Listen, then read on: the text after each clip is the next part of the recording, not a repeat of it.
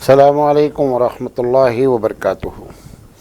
अल्हम्दुलिल्लाहि रब्बिल आलमीन वल-आक़िबतु लिल-मुत्तक़ीन वस्सलातु वस्सलामु अला रसूलिहिल करीम। मोहतरम हज़रात, हम आदाब व हुकूक़ पर आपसे बात कर रहे हैं और कल हमने इसका ये दो हिस्सों में तकरीर थी रास्ते से मुताल्लिक़, तो मैंने उसका पहला पार्ट आपके सामने पेश किया था। आज दूसरा पार्ट पेश कर रहा हूँ। मैंने बुनियादी बात एक बताई थी कि रास्ता तो हकीकत में मुसाफिर के लिए होता है, तो मुसाफिर को रास्ते से जो ताल्लुक़ है वो सबसे पहली चीज़ है कि रास्ता तकलीफ़ दे न हो। दूसरी चीज़ ये है कि रास्ते में जो लोग बैठे हों वो अपनी ज़िम्मेदारी को निभाएं, और तीसरा ये है कि मुसाफिर को रास्ते में जिस चीज़ की ज़रूरत हो उसका इंतज़ाम किया जाए। तो उसमें से एक बात मैंने आपके सामने पेश की थी कि रास्ते से तकलीफ़ दे चीज़ को हटाया जाए। आज हम दूसरी बात करेंगे कि रास्ते में जो लोग बैठते हैं उनके ऊपर क्या ज़िम्मेदारी होती है। सबसे पहली बात तो ये है कि रास्ते में बैठना कोई अच्छी चीज़ नहीं है। जो अबू सईद खुदरी रज़ी अल्लाह तआला अन्हु की रवायत है कि जिसमें अल्लाह के रसूल सल्लल्लाहु अलैहि वसल्लम ने उनको मना किया है कि रास्ते में ना बैठा जाए, तो उन्होंने कहा कि हम लोगों की मजबूरी है और हमारे पास कोई ऐसा बैठका नहीं है, लिहाजा हम बैठते हैं। तो हुज़ूर अकरम सल्लल्लाहु अलैहि वसल्लम ने कहा अगर ऐसी बात है तो फिर रास्ते का हक़ अदा किया जाए। तो वो जो हक़ है वो बैठने वालों पर ज़िम्मेदारी बनती है, उस पर हम बात करेंगे। हम अल्लाह ताला से दुआ करते हैं कि अल्लाह ताला हमें सही बात कहने की और आपको सही बात समझने की तौफ़ीक़ अता फ़रमाए। उसमें से मुस्लिम और बुखारी की रवायत मिलाई जाए तो तकरीबन 5 चीज़ों का ज़िक्र है। कितनी चीज़ों का ज़िक्र है? 5 चीज़ों का ज़िक्र है। 5 चीज़ों में एक तो तकलीफ़ दे चीज़ है, वो मैंने आपके सामने बयान किया। उसमें से एक चीज़ रह गई थी कि जब हम लोग कभी जमात की शक्ल में सफ़र करते हैं मुसलमान, तो ट्रेनों में भी हम जमात का एहतमाम करते हैं और करते ये हैं कि गली में एक आदमी खड़ा हो जाता है और पीछे 2 आदमी उसके जो है वो मुक्तदी बन जाते हैं, और इमाम के आगे एक साहब जो है वो सुतरा बन जाते हैं, खड़े हो जाते हैं और सारे बोगी वालों को क्या करते हैं, रोक देते हैं। ये एकदम गलत तरीक़ा है। उसकी वजह यह है, आप ट्रेन में नमाज़ पढ़ें। वैसे भी मुसाफिर के ऊपर जमात जो है वो फ़र्ज़ नहीं है, जमात वाजिब नहीं है, लिहाजा आप अपनी जमात करके दूसरों को तकलीफ़ पहुंचाएं, ये अच्छी बात नहीं है। लिहाजा वो भी तकलीफ़ दे चीज़ों में से एक है, इसका एहतमाम करना चाहिए, ख़ास कर ट्रेन में। हाँ, प्लेटफॉर्म पे है, किनारे कहीं भी पढ़ ले, कोई मसला नहीं होता, बड़ा होता है प्लेटफॉर्म। तो ये एक बात थी। बहरहाल जो 3-4 बातें और बताई गई अबू सईद खुदरी की रवायत में, जो मुस्लिम और बुखारी में नकल की गई, उसमें से एक है कि गस्सुल बसर।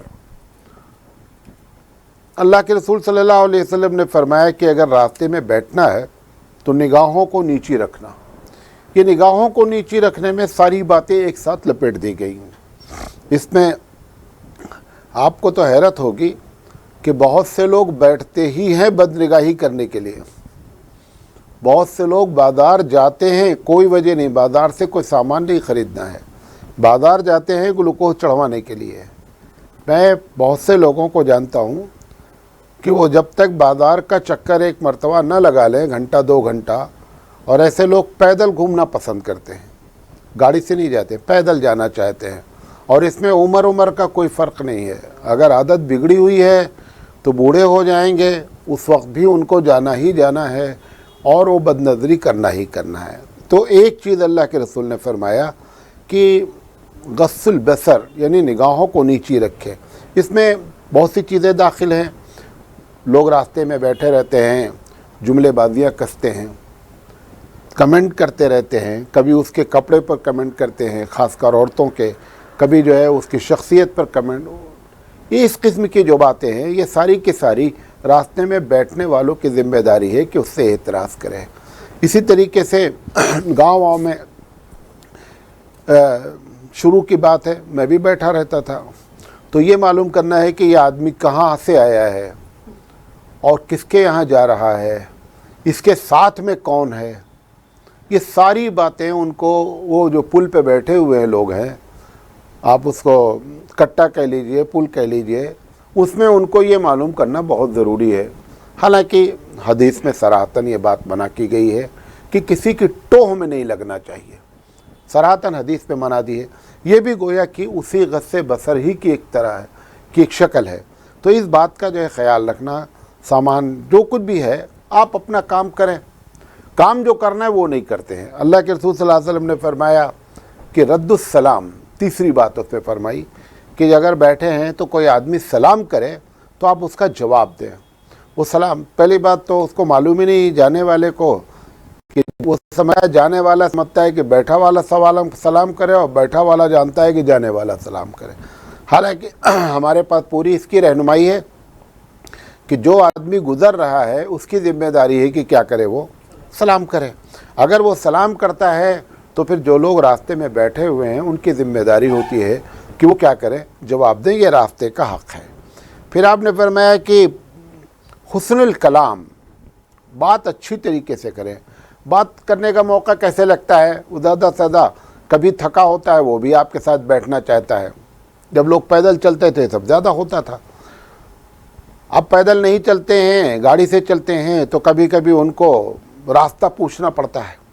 تو راستہ پوچھنے میں آپ ان کو اچھی طریقے سے بتائیں۔ ہوتا کیا ہے کہ راستہ پوچھنے میں بڑی پرابلم، جس آدمی کو راستہ معلوم رہتا ہے وہ راستہ بتاتا ہے ایسے کہ جیسے اس کو بھی معلوم ہے۔ یہ ایک بڑی غلطی ہے۔ بتانے والے کو یہ سوچنا چاہیے کہ راستہ ایسا بتائے کہ اسے کچھ بھی نہیں معلوم ہے، لیکن اچھا چلے جانا، تھوڑی دیر کے بعد وہ مڑ جانا، بس وہ آپ وہاں پہنچ جائیں گے۔ ارے بھائی کدھر مڑنا ہے، کتنی دور جانا ہے، پوری بات آپ بتائیں اس کو۔ اگر آپ کے پاس وقت ہے اور قریب ہے تو آپ چھوڑ کر کے آ جائیں۔ لیکن یہ کہ جس طریقے سے حسن الکلام کی بات کہی گئی ہے کہ راستہ بھی اس میں شامل ہے کہ آدمی بات کرے تو اچھی طریقے سے کرے، اور راستہ جو بتائے وہ قاعدے سے بتائے۔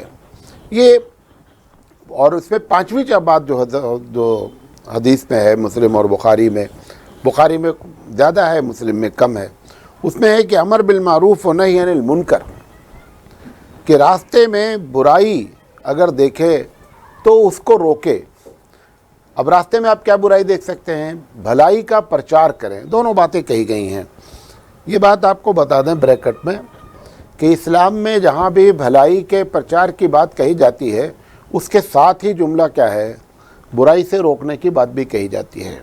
ایسی کوئی ہمارے پاس حدیث نہیں ہے کہ جس میں یہ کہا گیا ہو کہ پہلے آپ بھلائی کر لیں اس کے بعد پھر برائی کا بیڑا اٹھائیے گا، ایسی کوئی ہمارے پاس حدیث نہیں ہے۔ جو لوگ اس قسم کی باتیں کرتے ہیں وہ قرآن حدیث کے خلاف بات کرتے ہیں۔ لہذا برائی کا سے روکنا اور بھلائی کا پرچار کرنا یہ بھی راستے کا حق بنتا ہے کہ راستے میں بیٹھے ہوئے لوگ کریں۔ وہ کیسے کرنا ہے، کیا کرنا ہے، مثال کے طور پر راستے میں چلتے ہوئے ایک آدمی کسی لڑکی کو چھیڑ رہا ہے اور آپ دو چار لوگ وہاں بیٹھے ہوئے ہیں، یہ آپ کی ذمہ داری ہے کہ آپ اس منکر کو روکیں۔ اب روکنے کی کئی شکل ہو سکتی ہے۔ اللہ کے رسول صلی اللہ علیہ وسلم نے فرمایا کہ بھائی طاقت سے روک دو۔ پھر آپ نے فرمایا کہ من رأى منکم منکرا فلیغیرہ بیدہ فإن لم یستطع فبلسانہ وإن لم یستطع فبقلبہ ذلک اضعف الایمان۔ تین کیٹیگری بیان کی گئی کہ آپ ہاتھ سے روک دیں، آپ زبان سے روکیں، اور آپ دل میں برا جانیں۔ آپ اس وقت جس پوزیشن میں ہیں اس پوزیشن میں آپ کو چاہیے کہ اس قسم کی اگر کوئی شرارتیں ہو رہی ہیں تو آپ کو روکنا چاہیے۔ اور یہ جو راستے پوچھنے والی بات میں کہی کہ راستہ بتایا جائے، بخاری کی روایت ہے کہ راستہ بتانا بھی صدقہ ہے، یہ حدیث ہے باقاعدہ۔ ایک دوسری حدیث ترمذی شریف کی ہے کہ اگر کوئی آدمی کسی کو راستہ بتاتا ہے تو ایک غلام آزاد کرنے کا ثواب ملتا ہے، ترمذی شریف کی روایت ہے، لہذا اس کی فضیلت کو بھی جانیں۔ تو یہ ایک بنیادی بات تھی جو بتانا چاہتے تھے آپ کے سامنے کہ راستے کا بیٹھے ہوئے آدمی کی کیا ذمہ داری ہوتی ہے۔ اچھا، اب وہ جو راستہ چل رہا ہے، جو دوسری بات کرنی تھی اس میں کہ راستہ چلنے والی کی کیا ذمہ داری ہوتی ہے۔ راستہ چلنے کا مطلب یہ ہے، اب پیدل تو لوگ کم ہی چلتے ہیں، پیدل کے بارے میں بھی بات کر لیں گے، لیکن راستہ زیادہ تر لوگ گاڑی سے چلتے ہیں، چاہے ٹو ویلر سے چلتے ہوں، چاہے جو ہے وہ کار سے چلتے ہوں، تو سب سے پہلی دو باتیں ہیں. جو ڈرائیونگ کر رہا ہے آدمی, چاہے وہ موٹر سائیکل چلا رہا ہے یا کار چلا رہا ہے, اس کو دو باتوں کا خیال رکھنا چاہیے بنیادی طور پر. سب سے پہلی بات تو یہ ہے کہ ہماری ذات سے کسی کو تکلیف نہیں پہنچے ڈرائیونگ کی وجہ سے. اگر آپ اس ایک جملے کو پھیلائیں گے, اس کی تشریح کریں گے, تو مطلب کیا ہوا کہ آپ ٹریفک کے اصول کی پابندی کریں. اگر ٹریفک کے اصول کی پابندی کی جائے گی تو خود بخود کسی دوسرے آدمی کو تکلیف نہیں پہنچے گی. ہم کو یہ بات بتائی نہیں گئی ہے کہ یہ بھی ویسے ہی ہے جیسے کوئی آدمی مصلی پر بیٹھ کر تسبیح پڑھتا ہے, جیسے وہ ثواب کماتا ہے.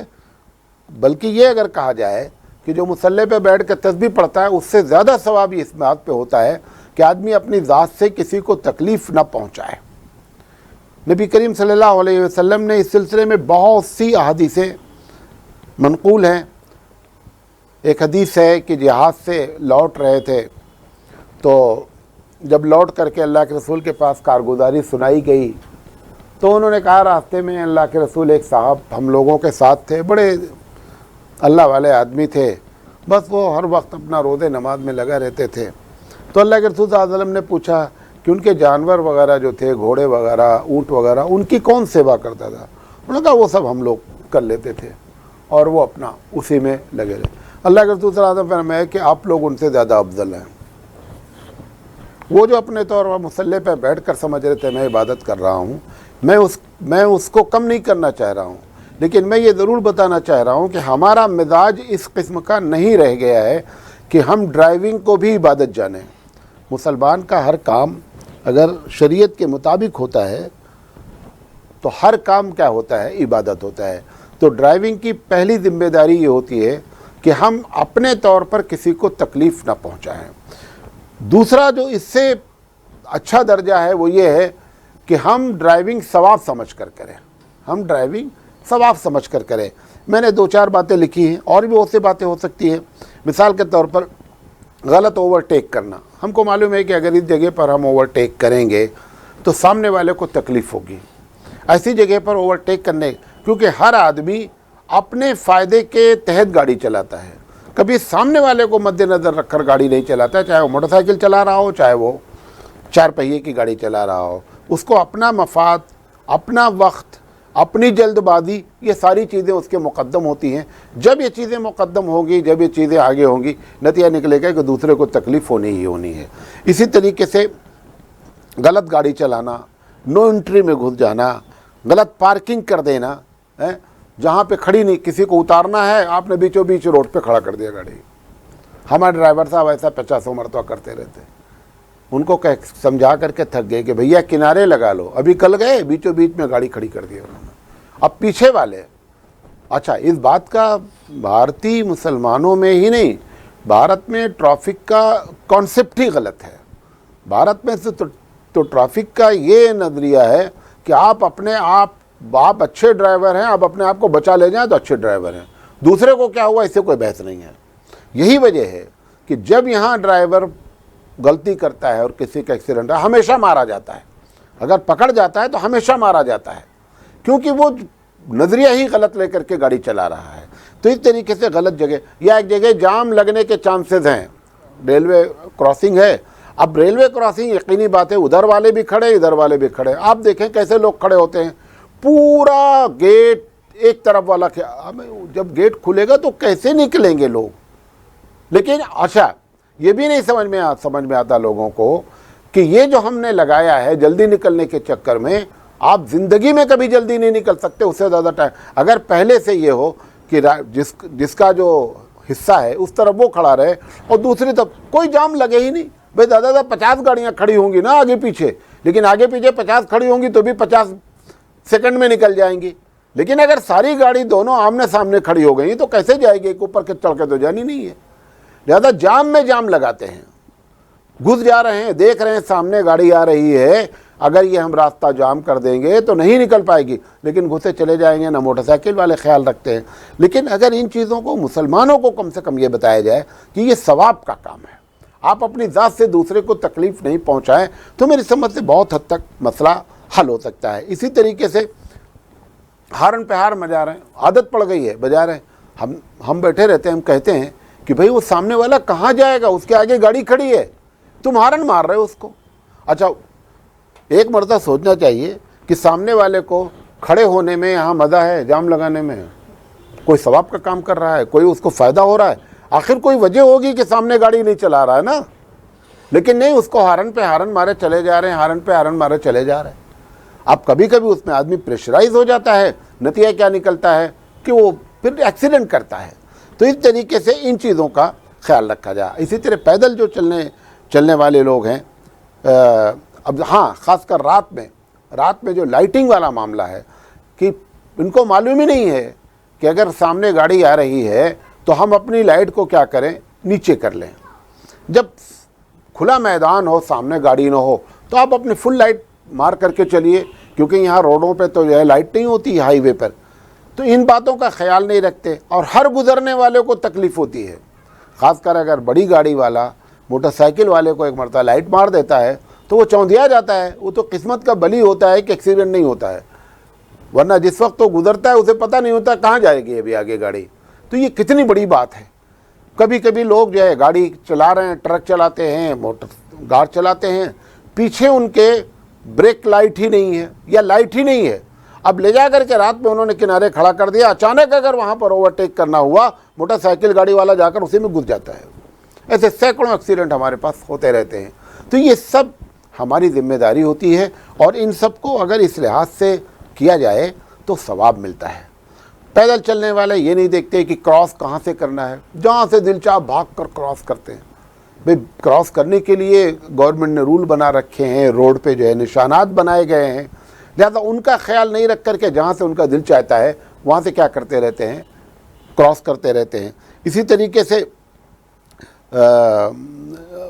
پیدل چلنے والوں میں ایک دوسری بیماری یہ ہوتی ہے کہ اس بات کا دھیان نہیں رکھتے ہیں کہ یہاں دونوں طرف سے آنے والا ہے, ایک طرف دیکھتے ہیں اور دوسری طرف بھاگ جاتے ہیں. اب دوسری طرف سے گاڑی آ رہی ہوتی ہے, اب یا تو تم کو مرنا ہے اور یا اس کو بریک لگانا ہے اور پیچھے والے کو لا کر لڑانا ہے. تو یہ ساری کیفیت جو ہے نا, یہ ایک چلنے والے, راستہ چلنے والے, چاہے پیدل چلنے والا ہو چاہے ٹرک سے چلنے والا ہو, ان کو ان باتوں کا خیال رکھنا چاہیے. وجہ کیا ہے؟ بخاری شریف کی روایت ہے, اللہ کے رسول صلی اللہ علیہ وسلم نے فرمایا کہ بدترین شخص وہ ہے جس کی ذات سے شر پھیلے, نقصان ہو لوگوں کو اور کوئی فائدہ نہ ہو. تو یہ پوری ڈرائیونگ ہماری شر پھیلاتی رہتی ہے, لہذا اس کا خیال رکھنا چاہیے. آخری بات کہہ کر اپنی بات ختم کرتے ہیں. راستے میں مسافر کے لیے آرام دہ چیزیں, جب یہاں پر مغل رہے تو انہوں نے ان بات کا بڑا خیال رکھا. جیسے تکلیف دہ چیزوں کو دور کرنا, اس پر میں نے بات کیا. پانی کا انتظام کرنا ہے, رات اگر ہو جائے گی تو بسیرے کا انتظام کرنا چاہیے کہ مسافر اگر رکنا چاہے, غریب آدمی ہو, ہوٹل اور لاج نہیں کر سکتا ہو, تو کچھ فری کی جو ہے رین بسیرا جسے کہتے ہیں, کہ وہ راتوں میں رکنے کا انتظام ہو. اسی طریقے سے آپ نے دیکھا کہ بورڈ نہیں لگا ہوا ہے یہاں پر, اگر یہاں پہ بورڈ لگا دیا جائے, یا یہ کہ یہاں روڈ اچانک ٹرننگ ہوتی ہے, اگر یہاں پہ لا کر کے بورڈ لگا دیا جائے تو اس سے جو ہے وہ چلنے والے کو کیا ہوگی, سہولت ہوگی. اسی طریقے سے ریڈیم لگانا, درخت ہیں یا کوئی چیز ایسی اس کے اوپر لگا دیا جائے تو راستے بھر میں کیا ہوتا ہے, اس کو آئیڈیا لگتا رہتا ہے کہ روڈ جو ہے وہ کہاں تک ہے. تو جہاں پہ کوہرا پڑتا ہے اس وقت معلوم ہوتا ہے کہ کتنا بڑا مسئلہ ہے, سب بن جاتا ہے. اسی طریقے سے سایہ دار درخت لگانا ہے. راستے کے لیے ٹوائلٹ کا انتظام کرنا ہے کہ اگر کسی کو ٹوائلٹ لگ جائے گی, ٹوائلٹ بنا دینا تو اصل کمال نہیں ہے, ٹوائلٹ کو صاف رکھنے والا کوئی انتظام ہونا چاہیے کہ بھئی چلو ہمارے علاقے کا ہے, ہم لوگ اس کو کیا رکھیں گے, راہی لوگوں کو جو ہے وہ کسی قسم کی تکلیف نہ ہو, ان کو آرام پہنچائیں گے. اسی طریقے سے اگر آپ کو مسلمانوں کا گاؤں ہے تو مسجد کا بنانا ہے, کنارے چھوٹی سی مسجد بنا دیں جس میں اچھا بہترین ٹوائلٹ بنا دیں, وضو خانہ بنا دیں, نماز کا بھی انتظام ہو جائے, ٹوائلٹ کا بھی. اور خاص کر عورتوں کے لیے بھی انتظام کریں ایسی مسجدوں میں جو روڈ کے کنارے ہیں. وہ بیچاری سب کا انتظام ہوتا ہے, سارا ظلم ان کے اوپر ہوتا ہے, وہ کہاں جائیں, کیسے جائیں, کتنا بڑا مسئلہ ہوتا ہے. تو ان چیزوں کا خیال رکھیں تو لگے کہ وہ اسلامی کلچر ہے, کوئی مسلمانوں کی اپنی بھی کوئی سوچ ہے. اور یہ ان باتوں کو جب سامنے رکھتے ہیں تو ہمارے اندر سے چینجنگ آتی ہے. یہ باتیں آپ کے سامنے رکھنا چاہتے تھے. اللہ تعالیٰ سے دعا ہے کہ اللہ تعالیٰ جو ہے وہ صحیح سمجھ عطا فرمائے. وآخر دعوانا ان الحمد للہ رب العالمین.